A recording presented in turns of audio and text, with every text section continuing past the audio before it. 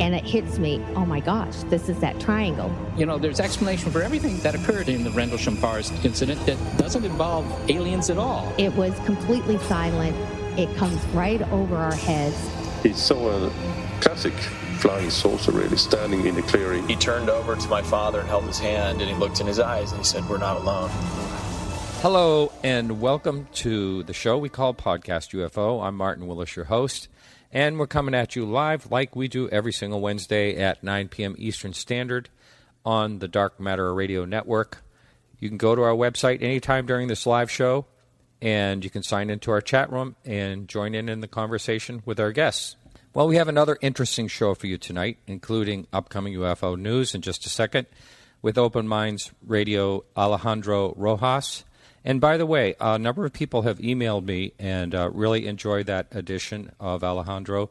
And also, a number of people have said, why don't you get Alejandro to talk about his podcast? Because a lot of the people that listen to this podcast also listen to his great podcast. So I'll ask him to mention that and give the details on it. Our guest tonight is Denise David Williams, and she'll be discussing the life of Dr. John Mack in an upcoming film that she will be doing. So what is going on, Alejandro? Hello. As usual, there is a lot going on, and I guess we'll start off with a story from today.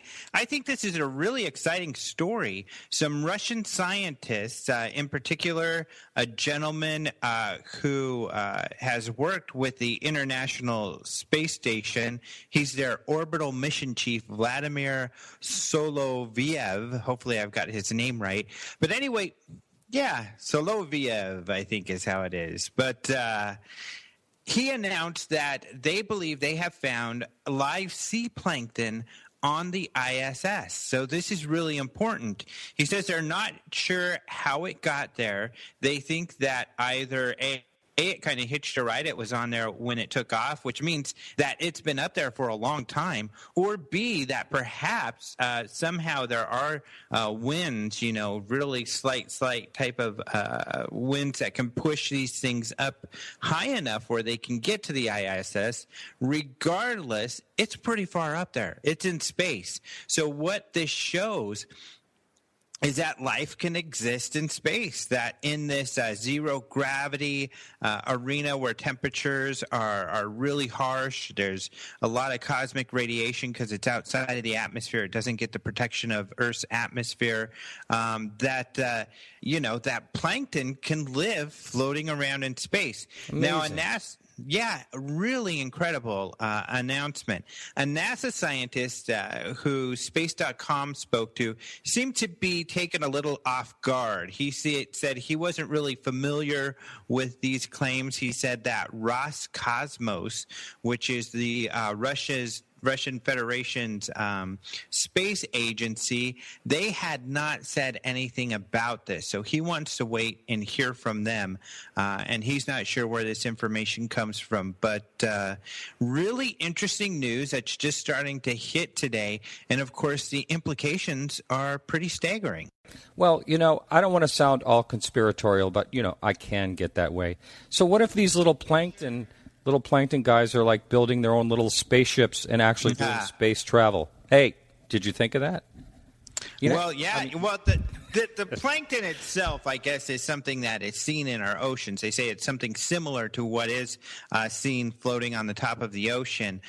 So they're pretty sure that it is from Earth. But not only, to your point in that civilization-wise, not only is it alive, but it's somewhat flourishing, they believe. So it's actually able to exist and procreate. Really? However, in space? plankton does that. So, it's space plankton. So, pretty incredible that, perhaps, this is the kind of stuff that develops into bigger and more complex life. So, yeah. If something like this has been floating around other planets, it could have, developed into some kind of space whale or something like that. I know. We're going to have space whales up there, and everyone's going to be in the Mile High Club and all that, Interesting. Wow. Yeah, I want to ride a space whale to Jupiter. How cool would that be? Yeah, like a humpback or something, sure. Yeah, that'd be awesome. So pretty Will cool they have the stuff. little helmets on? Yeah. Well, I mean, this is exciting because it really gives credence to the idea that, life could have been seeded from other planets here, or who knows, even life here could then make it to other planets. There are a lot of incredible implications if it really is shown to be real. It really is staggering if you really try to wrap your brain around it. Especially that they're living and flourishing. Yeah, wow. Flourishing on the ISS. Yeah. Oh, amazing. It really is. All right, so what else is... Everything's going to sound so secondary after that, but what else is going on? Yeah, totally. I mean, the rest is pretty normal stuff, but still fun. So this is a really cool one. This is a radio DJ in Amarillo, Texas, named Dallas Chambers. The other day, he captured a video. He says there were a bunch of people pulled over on the side of the road. He pulled over, and he got video of this blue dot. Now, in the video, you see the blue dot. You can't necessarily tell what it's doing, but it's a very vivid blue dot, which is interesting. He says it was really zipping around the sky. He says, everybody who was at the side of the road watching this thing was stunned, and they didn't know what it was. And he's like, it could have been something remote control, but I'm not so sure. And until someone tells me, I'm going to say this thing's a UFO. So he was pretty shocked by it. He goes to work. He tweeted it, then he went to work, and he also posted it on his work website and everything. So kind of a cool video. But, DJ Dallas Chambers out of Kiss FM, 96.9 Amarillo, Texas. Hey, you're doing that almost too good, Alejandro. Yep, that's my hit radio voice. Yeah. That's your other life, your hidden life that we're going to find out about you someday. Exactly. You're Dallas. Yeah. All right. So I'm sorry I'm making a little fun of the news today. A little punchy, maybe I am. But so what's our last story of the day? The last story of the day. This one you can make fun of, too, because it's Canadians. Canadians are nice people, but they are kind of fun to make fun of. Posers. But, there you go. Already starting up. But this is a lot of fun because this UFO organization called Ufology Research is ran by a gentleman named Chris Rutowski. Oh, yeah. Who you may be familiar with. Yeah, great guy. They released a report this week, and it's in honor of their 25th anniversary. But it's essentially a big report, the Canadian UFO Survey, on all of the UFO sightings that they have collected throughout the years. They have collected over 14,000 sighting reports over the last 25 years. So they do some analysis, which is really interesting. They show year-by-year breakdown, and just like the MUFON numbers, 2012 was a stellar year for them. They got a lot of sighting reports. But they have a couple other really interesting breakdowns, such as, when they investigated them, what did they turn out to be? And they had a 13% rate of unexplained. So the others were right there, normal, it seems. Yeah, right about, kind of what we see often in these sort of things. So really interesting. And then they list, of course, a lot of these really cool cases that they've gotten over the years. So that's another story, something everybody should definitely go check out. You could go check this out at openminds.tv. And there is a radio tab at openminds.tv where people can go listen to our podcast, including, one of my favorite guests, which was you. Oh, that's right. I almost forgot all about that. So on podcastufo.com, you will see links that'll go right to the website, right on our homepage during this show. And thank you so much, Alejandro, and we'll be talking to you next week. My pleasure. Have a wonderful week. Thank you. So hang in there. We'll be right back with Denise David Williams. Stay tuned, hosers. Yeah.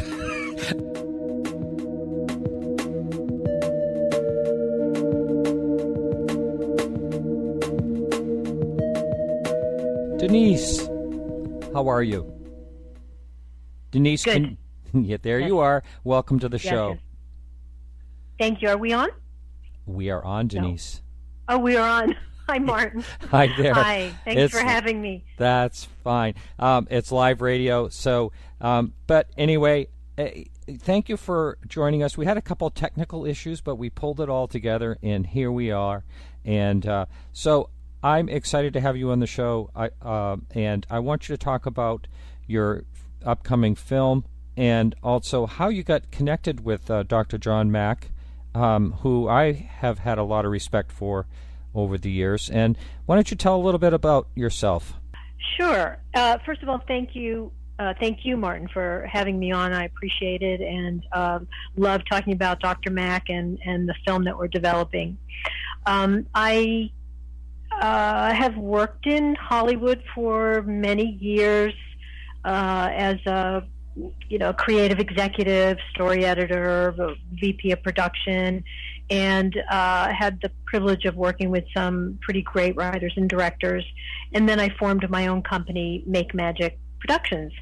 And about, it's going on 7 years now, the story of Dr. Mack was brought to my attention in a really kind of mystical way, I would say, and I'm happy to describe it if you want me to. It seems like this is the kind of show that might appreciate it. What happened was my ears started ringing out of the blue. It was kind of freaky, and doctors just shrugged and said, well, we don't know what to do. There's nothing we can do. And shortly thereafter, I started to get a very strong intuitive message, which is not unusual for me at all because I'm highly intuitive, and it's something that I respect and have utilized my entire life. And as a matter of fact, it's something that John Mack talked a lot about. Anyway, the intuition said to me to find a medical intuitive. And I was like, what? Find a medical intuitive? Okay. Well, long story short, I found a medical intuitive who was working out of a metaphysical bookstore in Los Angeles. And within minutes of me walking into the store, and she asked me what I did, and I said, I'm a film producer. She said, I got to tell you this story because I think it would make a great film. And I've tried to get the attention of other people, producers, and I couldn't. And I knew immediately. I mean, it gave me chills when she told me the story of Dr. Mack. He had been dead a year, and she had, as it turns out, she had been a patient of his. And that's how she knew him. And so I took this gift that I was given in that exchange with this woman and went researching, and the more I read about him, I was just like blown away. It was like, I cannot believe this man or this story or what a great film this is going to make, and the potential of this film to spark a real dialogue about the possibility that we're not alone in the universe was just, it was just so exciting to me.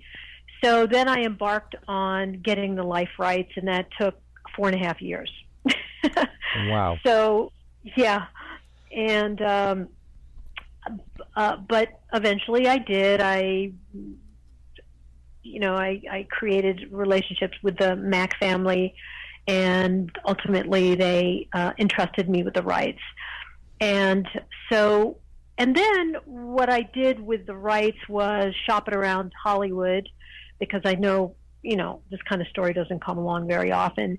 And I came up against some obstacles which were not surprising, but were not something that I was willing to compromise on.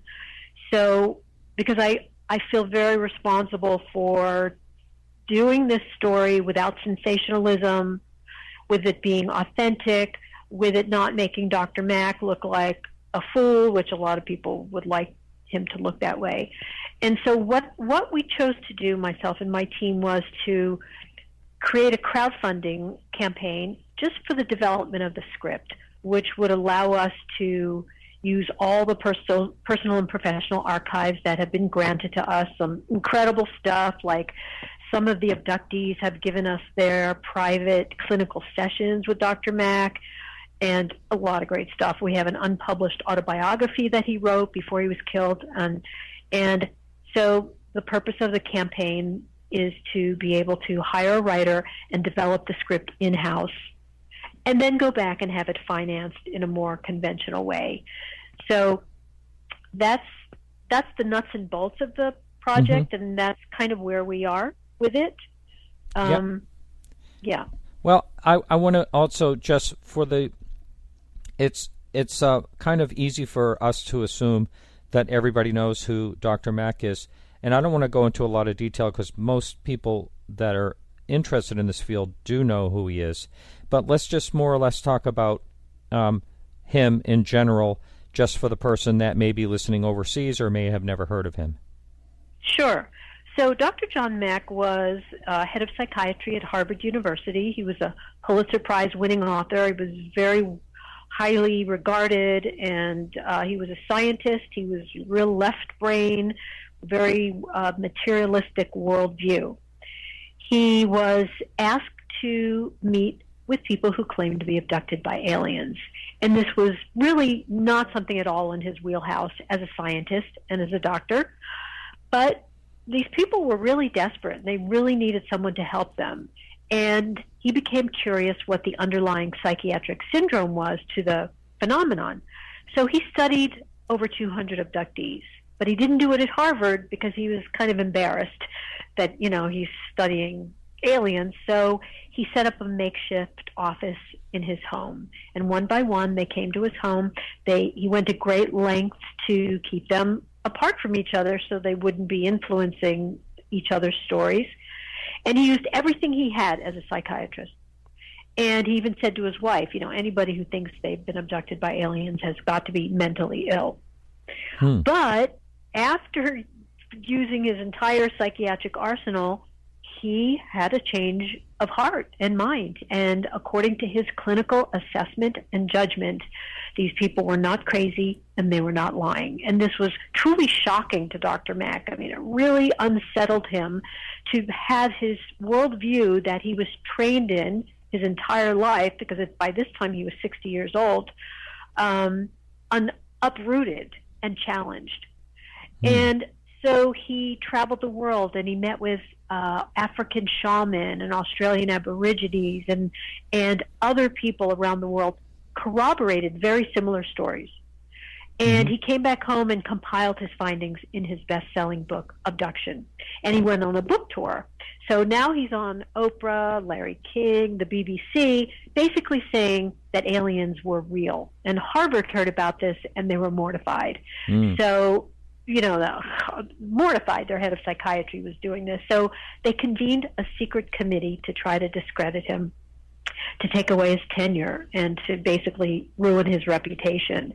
And for 14 months, they put him through what amounted to a witch hunt. He was mocked in the press. His colleagues thought he had lost his mind. His wife divorced him. And yet, Dr. Mack stayed loyal to the abductees. He said, there's an authentic mystery here. We can't turn away. And when an African bushman and an upscale New England housewife are telling the same story, we have to take the conversation seriously. And he went on to write another book, Passport to the Cosmos, which really reflects how John Mack changed. He became, by his own words, intuitive, heart-based, spiritual, right brain, basically. He shifted, and his entire worldview changed. And like many of the abductees, he went through a transformation the way they did through their abduction experience. So it's a big story. It's a deep story. It's complex. It's emotional. It's powerful. And I believe it will challenge us to, like I said earlier, have a real dialogue about what so many of us already, believe to be true, which is we're not alone in the universe. Right. The lawyer that up on the chat room, oh, by the way, if you're listening live, we have quite a few people in the chat room. You can jump over to podcastufo.com and join us in the chat room and ask some questions. I'm having a little bit of technical difficulty here, so hopefully I will be able to ask questions, but you can also chat among yourselves. Someone is stating here, one of our regular listeners, past guest, is in the chat room, and he's saying that the lawyer who defended him against Harvard, Daniel Sheenan, is speaking at a UFO retreat near Toronto at the end of this month, actually. Yeah, well, actually, there are two lawyers who defended John. One was Danny Sheehan, and one was Eric McLeish. And they both defended him in different capacities. But yeah, Danny Sheehan is great. He's amazing. And yeah, he helped John out quite a bit. You know, one of the, if the listener out there wants to watch a really great clip on just what a gentleman and how wonderful John Mack was, there's a lot on YouTube.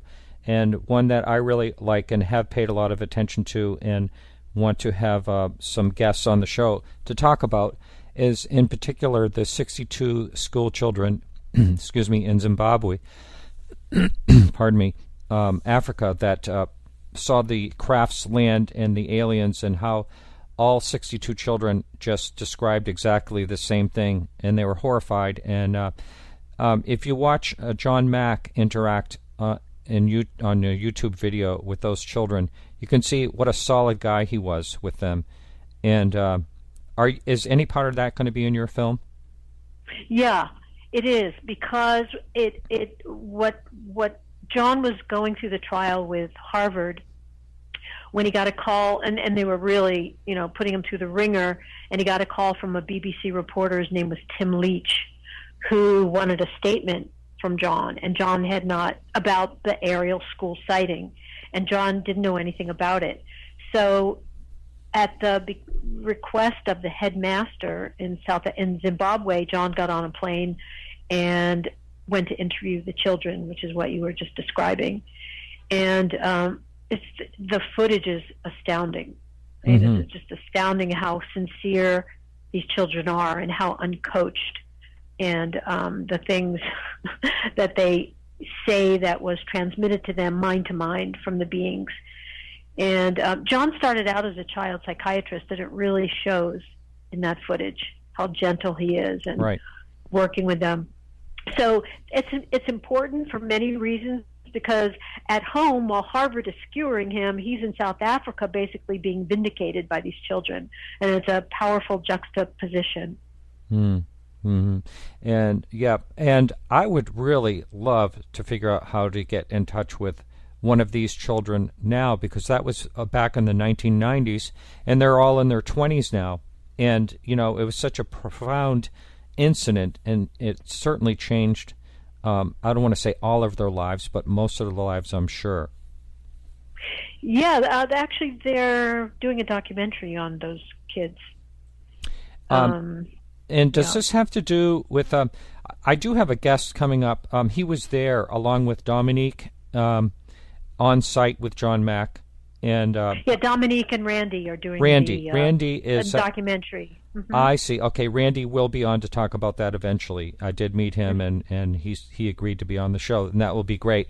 So on the chat room, there was a question for you, and it just says, can you go over the case that stands out the most to you? Well, there was a guy named Peter.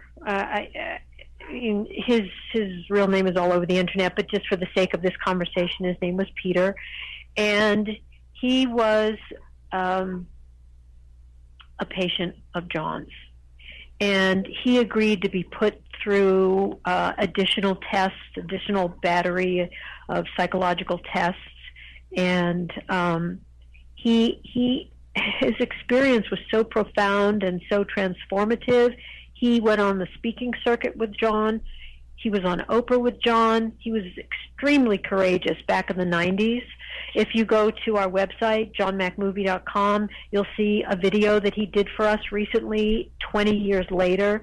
And, if you want to know the details of his story, just pick up John's book, Abduction, because he's a chapter in the book. Or better yet, contribute at John Mack Movie, and we'll give you a copy of Abduction. Oh, there you go. Is this sort of, maybe I have this wrong, but is it sort of like a Kickstarter campaign you're trying to do here? Yeah, it's an Indiegogo campaign. I'm sorry, I'm just not familiar. I have heard about that, but I don't know the details on how that works. And same thing. It's very similar. Mm-hmm. Yeah. And so let's say all the funding comes through. Can you go into some of the detail of what you're going to be covering in that? In the screenplay? Yes. Yes. Sure. Now, these are just broad strokes. Mm-hmm. We don't know structurally how it's going to be written or even how it's going to end up being edited. But basically, we're going to begin with the years where John Mack starts the abduction research, which was the early 90s, and follow him through the research, through his travels around the world. A big part of it is his conflict with Harvard, his transformation because of the work, his going down to Zimbabwe, and the relationships that he forms with the abductees, and then in 2004 he's killed by a speeding car in London. Mm. So that's just a beat, but that in no way does that really reflect the whole dramatic arc and everything of this piece. Mm-hmm. Now, I would imagine for you to get the permission to have the rights to this must have been very difficult, because from what I understand, they are very cautious in what the family does. So how did you get involved and actually get close enough where they trusted you? Did you build a relationship over a certain amount of time? Yeah, I mean, I tracked down one of John's sons, and I wrote him a letter, and then we had an initial call, and it was him, and there were other people in the room. I remember I was on speaker, and it was a process of gaining their trust, of convincing them that I was, sincere Mm-hmm. and very protective of John Mack's legacy. And, they just decided to trust me. And, that's no small thing on their part, because John had been dead only a year. And, here I am, I show up, knocking on their door, basically saying, I want to do this story. They don't know me. They don't know Hollywood. Not that I'm Hollywood, but this is where I've worked, so that's how they perceived me. And, I don't know even what that is, Hollywood. Do you know what I mean? It's just a iconic whatever name. But I am an independent producer who works in Hollywood, so that they were very leery of that, understandably. But I do think that obviously on some level they wanted his story to be told. I was just going to ask you that question. Yeah, because if they didn't, they would have never said yes. That's right, yeah. And it's a story that I think, must be told and not forgotten. And it's fascinating when someone can actually have the courage to do what he did with his stature and, really take that leap to really look into the subject seriously and open-mindedly. And one of the great things I think about him. Yeah, and I hear that over and over and over again, and I get emails from people all around the world, especially after I do a show like this, and people who've met him or in some way had some sort of experience with him. And to a person, they talk about his compassion, his humility, his kindness, his intellect, his open-mindedness, his open-heartedness, across the board.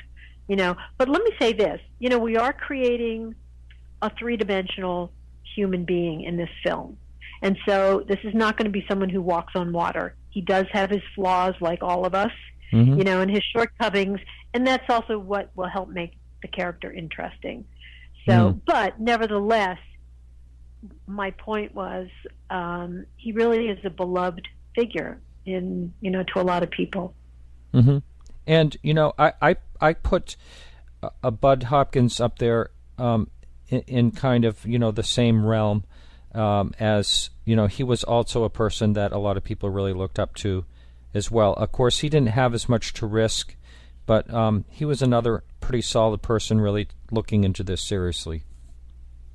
And do you mention Bud at all? Is Bud going to be any part of this or talked about in any part of this?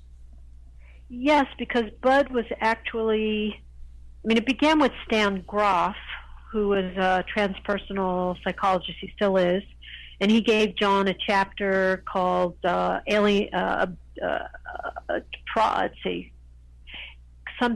Crisis of Transformation, Alien Abduction. I can't remember the title, but he was the first one to bring it to John's attention, and then John and Bud Hopkins met. And actually it was Bud who gave John a box of letters from abductees from around the world, and he said, John, to me they're perfectly sane, but you're the psychiatrist, you decide. And that's kind of kickstarted John. He took the box of letters home and he started going through them. But here's where Bud and John departed. Bud was a literalist. He believed that the experiences were literal and three-dimensional, period. That's where John started out, but it's not where John ended. He, after several years, came to believe that it was more interdimensional. And that's why he said to Harvard, we need to adapt a new paradigm of reality. And that's why Harvard threw up their hands and said, John, if only you had told us you had, discovered a new psychiatric syndrome, but you're asking us to redefine reality. And that's, so that's another way that John was different from David Jacobs and Bud Hopkins and many other researchers. He took it into a very spiritual realm. And he felt that the acknowledgement of these experiences would help us as a planet transform in consciousness. So what he did that other researchers didn't was he bridged science and consciousness, which is huge. We have a guy that is asking quite a bit over and over again, John, about, can you elaborate on the Indigo kids? Did you? Indigo kids? Yeah, I never heard you mention that. He's saying you mentioned it. No, he's talking about the Indiegogo campaign. Oh. Yeah. I think he's got it confused. I don't know anything about what the Indigo kids are. And you know what, though? I've heard of Indigo kids. I know kind of. I can't speak on it, but I know what he's talking about. They're kind of a special group of souls who came to the planet, and that's all I'm going to say, but I kind of know what he's talking about. I see. So it's just that he picked up when you were talking about the campaign and confused it. I understand. Okay. Yeah. So let's move on. But anyway, if you're listening live, you can jump over to the chat room. And I see we have a number of people on there now. If you'd like to ask our guest tonight, Denise David Williams, a question or anything about John Mack, you're welcome to chime in. And when do you perceive that you'll be actually starting to work on this film? Let's just say the funding goes through. Is this something you're going to work on right away? Well, let me just say I've been working on it for 7 years. So, wow. So I won't be, it's an ongoing process.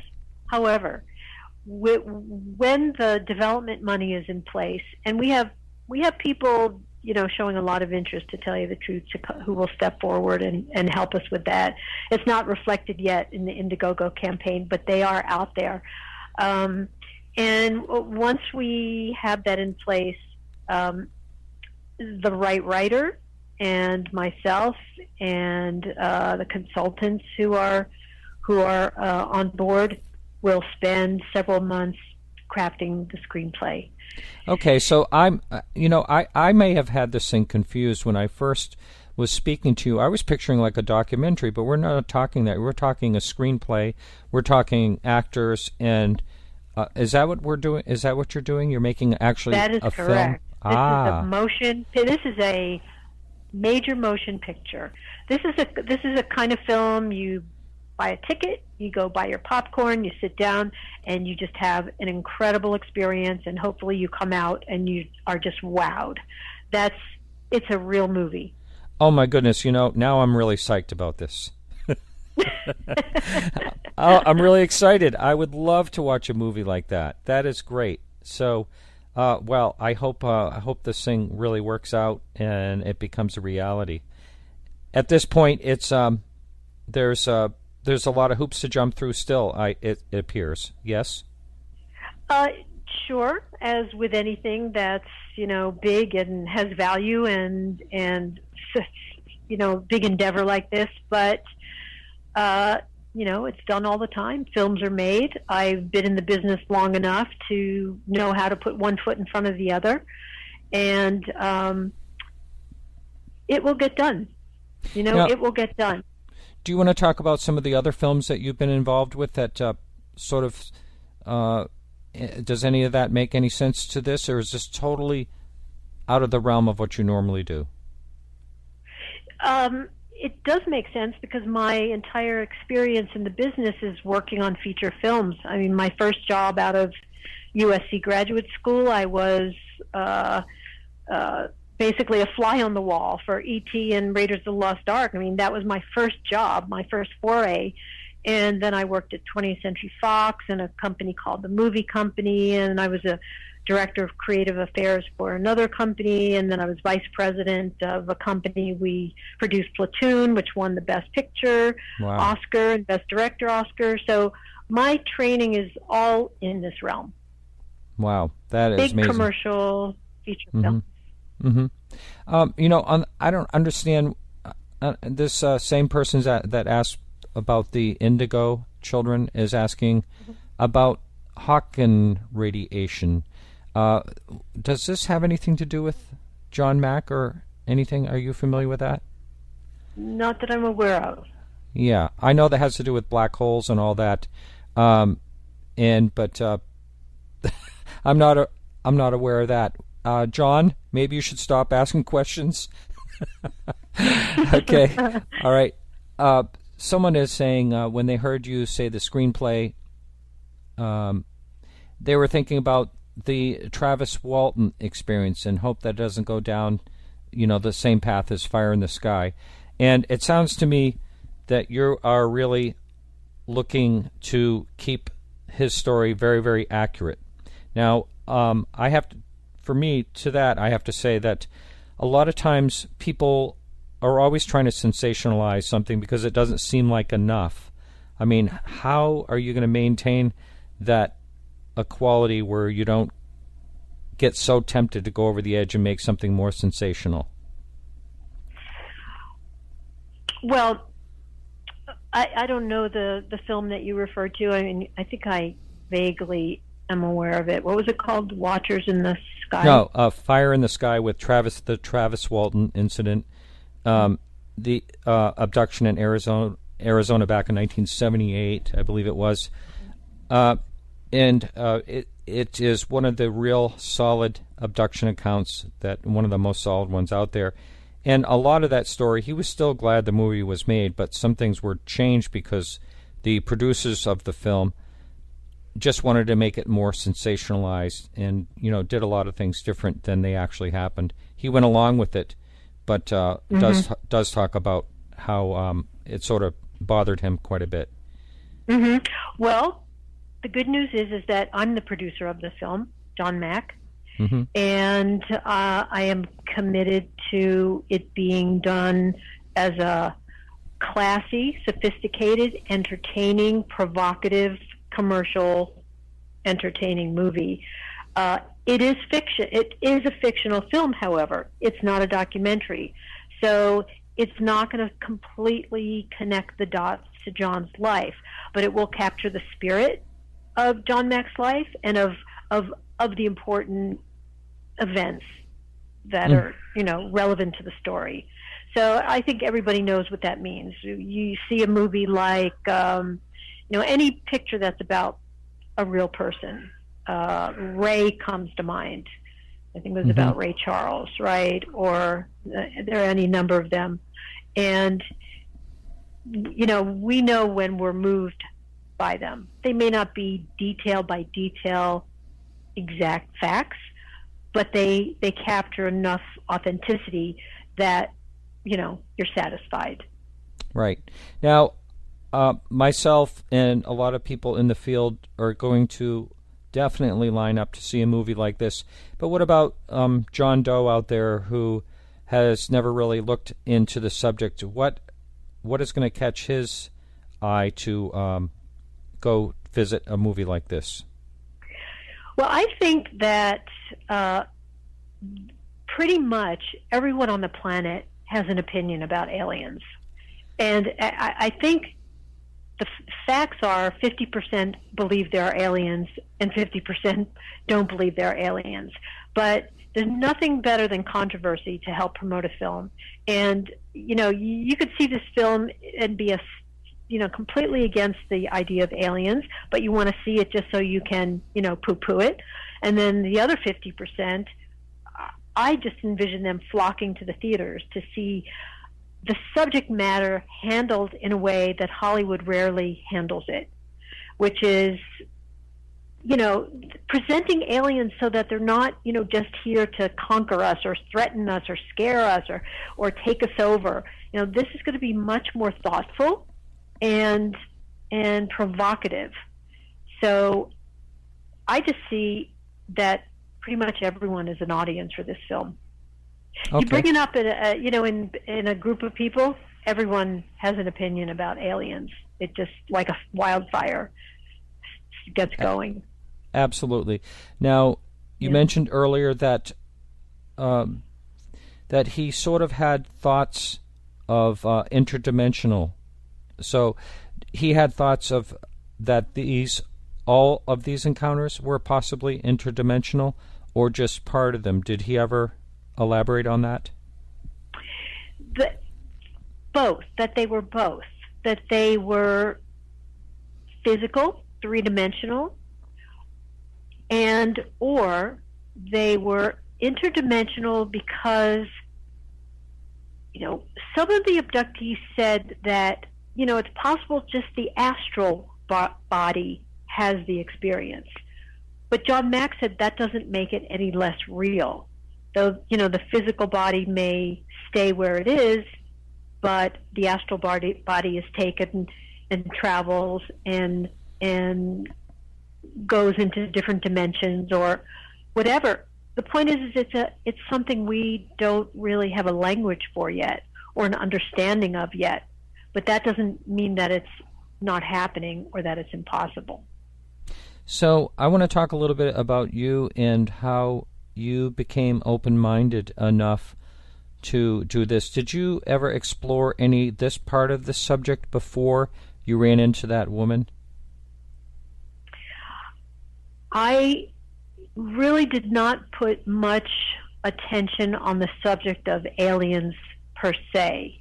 However, really from the minute I got to the planet, as I said earlier, I had a very highly developed intuitive nature, and I was always kind of aware of the veil, like what other dimension, what took place behind the veil.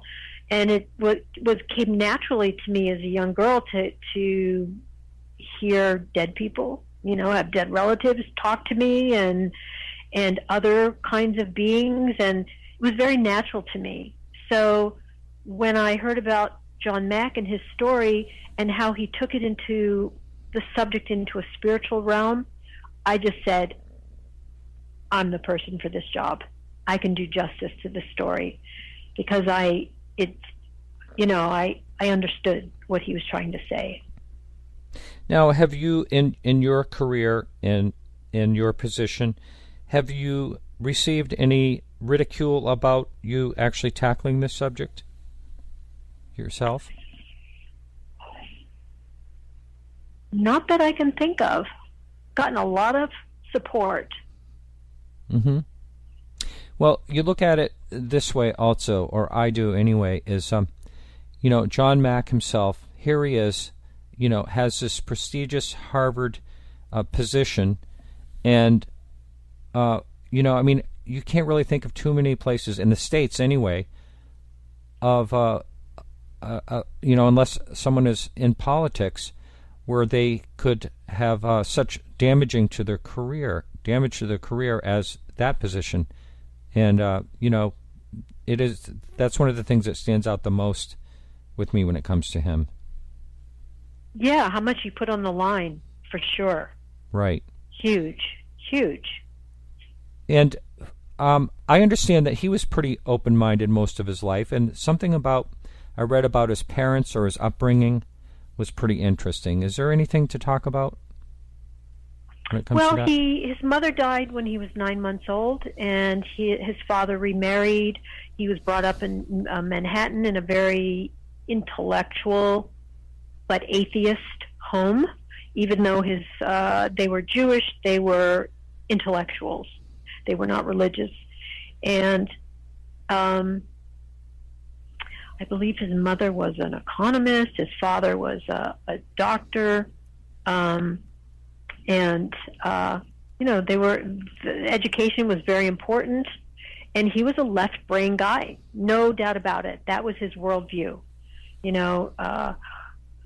Rational, materialistic, that was the world that he was raised in and the world that he knew. Mm-hmm. Now, I know a lot of people have tried to make a conspiracy over his death, which my own thoughts are it was just an accident. Someone was drinking behind the wheel, and it was just an accident. Do you hear a lot about that? Yeah, people ask about that a lot, and the people like to think that it was a conspiracy and, mull it around. But I agree with you and with the family that it was a drunk driving accident. He was in London. If you've ever gone to London, you know how easy it is to look the wrong way. And right. He got hit. Mm-hmm. Yep. A very simple thing that anyone could do. Someone on the message board wants to find out what is your perspective on aliens in the very ancient past? Well, I only have an opinion, and it's not a very educated one. But I do believe that they have been here from the beginning of our existence. I believe that aliens serve as watchers of the planet and always have, and continue to do so. As a matter of fact, one of the very consistent messages that the abductees got was that we need to take care of the planet. And if we don't, we're going to lose it. You hear that over and over and over and over. And yes. Even with those 62 children in Zimbabwe, they said that they had those feelings that they had never had before, that, we are destroying the planet and we have to take care of it. Exactly. And that's enough to give anyone goosebumps right there, if you ask me. And one little girl said, they told me that we're getting too technologed. Now, what 8-year-old knows how to say that, Yeah, we talk about that quite often in this show, how we have the bottleneck of technology to get through where we don't destroy ourselves here, basically. Yeah. Mm-hmm. Another question up on the board. John Mack and Bud Hopkins, did they ever discuss alien DNA and human DNA mixing? In other words, hybrids?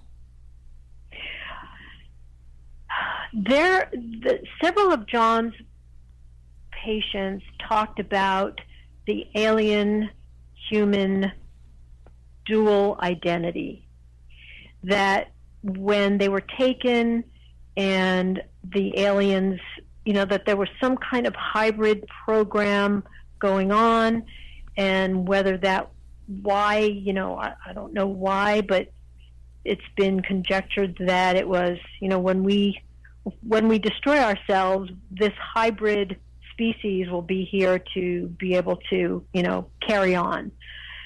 So John did, again, if you look in his book Abduction, he talks about that in great depth. Like some of the abductees feel that the part of them that was left on the ship is more important or a bigger draw for them emotionally than the mate that they left back here on Earth. And it causes, as you can imagine, a lot of problems in a marriage per se, for instance. So yeah, he did address that. Now, so you've been at this particular project or subject for about 7 years, if I heard you right. And did you always conceive the thoughts about what you mentioned just a few minutes ago, that you believe that they've always been here and guardians of the planet, or is this something that you've actually contemplated since you've been looking into this topic more deeply? I think it's something that I've come to be aware of since I've been, having my attention on this topic. Although I will say, many years ago, I had experience with beings, not alien beings, but beings that were light beings that communicated very freely and openly and with amazing wisdom that was quite helpful to me at a certain time in life. And I don't know if we would consider those aliens or not, but they were timeless, and so I don't know. I mean, it's such a huge conversation. The rabbit hole is so deep, and so it's both, Martin. I've always had an interest in it and somewhat of a connection to other dimensions, but I've learned so much more and recently because of the project. We had a very interesting question up on the message board. Upon John's death, it is alleged that an acquaintance he was staying with went to the morgue and John appeared to them. When the acquaintance asked about the aliens and what he'd learned from the other side, he was supposed to have said, "They are not what we thought." Have you ever heard that story? Yeah, I have heard that story. And I don't know about that particular quote, but I do know that several people around the world who are mediums, psychics, whatever you want to call it, including the very first woman who told me about John, have contacted me and told me that they've had direct contact with him since he passed over. And they've given me various messages, not to me, but just things that he has said allegedly through them. And one of the things was that when he was killed, he said it was okay. I was very tired. It didn't hurt. And I'm continuing my work over here. Wow, that's pretty amazing. So I want you to talk a little. We have about 4 minutes left, and I want you to talk more or less about how someone can, if they're interested in helping you out or talking to other people to help you out. Can you just tell them how to do that? Yeah, if the listeners are moved to do so, and I really hope you are, go to johnmackmovie.com. It's where our Indiegogo campaign is, and contribute whatever you can. And if you're out there and you're listening and you have a larger sum of money that you can contribute, please contact me. We're open to giving a credit on the film. Personally, I really feel that it would be such a privilege to be part of this, in exchange for cash. It's going to be, and it is, an amazing, prestigious project. And, if someone really wants to participate, please email me. But having said that, any contribution is appreciated and very much needed. So, like I said, I've been working 7 years on my own dime. As I develop the script, I still won't be getting paid. And it's really not until we sell the script that I'll get paid. So the money is going right to development. So johnmackmovie.com. All right, very good. johnmackmovie.com. Well, it's been a real pleasure speaking to you this evening. And I wish you all the luck in the world, and let's stay in touch. I want to definitely be sitting in the premiere of that. Fantastic. You got it. All right. Well, that's it for our show today. If you missed any part of this show, you can catch it as a podcast and a whole bunch of other podcasts And I want to thank everyone for helping out with the show today. Our guest, of course, Denise David Williams, Keith Rowland, producer for the Dark Matter Radio Network, Carrie Lloyd Whitehouse for our music, Peggy Shunning for managing our Facebook page, and remember to like us on Facebook for all the latest UFO news. And Denise, I want to thank you once again. And thank you, Martin. And we definitely want to have you on before this movie is coming out. And you can check us out live next week here at the Dark Matter Radio Network.